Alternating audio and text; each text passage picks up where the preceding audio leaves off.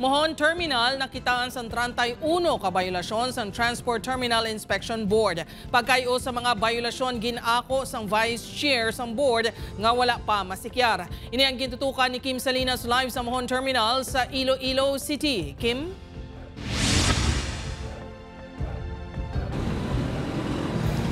Jert, kasakuon ang ginrason sang Transport Terminal Inspection Board kun nga atubtub subong wala nila sa gihapon masikyar ang compliance ang Mohon Terminal apisar Pebrero pa lang nahatag na ang notice to comply.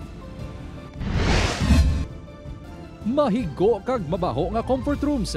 Ini ang rason sang first year college student kun nga naagwanta lang sini ang iya ilihiyon kunyara siya sa Mohon Terminal. Mura ginaplasyan dara wag na check it kung Olympian ginagong gawa na lamang iidi.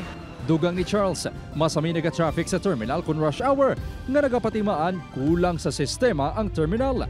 Ginaproblemahan naman sang pila ka POJ driver sa Iloilo City ang lutakon kag lubak-lubak nga parking space sa terminal.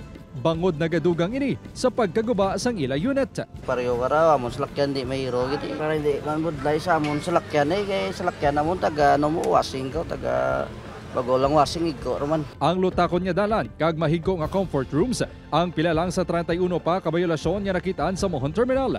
Inisanto sa findings and recommendations sang Transport Terminal Inspection Board sa ginpatigayon nga inspeksyon sang Disyembre 2024. Pila sa findings nga nakita sa terminal, amo nga wala ini sang Certificate of Occupancy kag wala sang na-post nga business permit. Wala man sang janitorial kag security personnel. Wala man sang drainage system ang terminal kag kulang ini sa pulungkuan para sa mga nagahulat nga pasahero.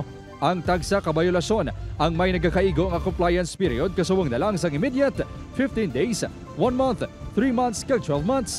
Ang notice to comply ang nabaton sang manager sang terminal sang Pebrero 2025. Sa diin nagsamat man ini nga amato ni implementar ang mga rekomendasyon. Ara ang business permit. Maka-operate kita wala business permit. For 20 years, updated kita. Ang signages nga kakagawa na gina-repair. Nagpaiway nga magpa-interview sa news team si Committee on Transportation Chairman, Councilor Cedric Cabaluna.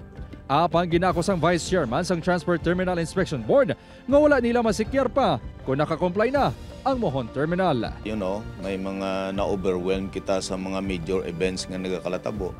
Nalambot pa man ang aton nga election period and things nga dapat naton i-follow up.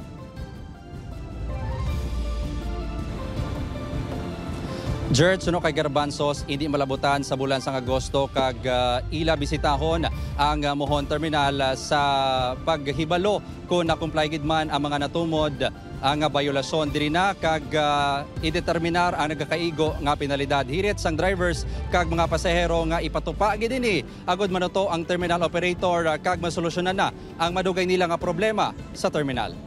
Jert, Madamo nga salamat sa update Kapuso Kim Salinas.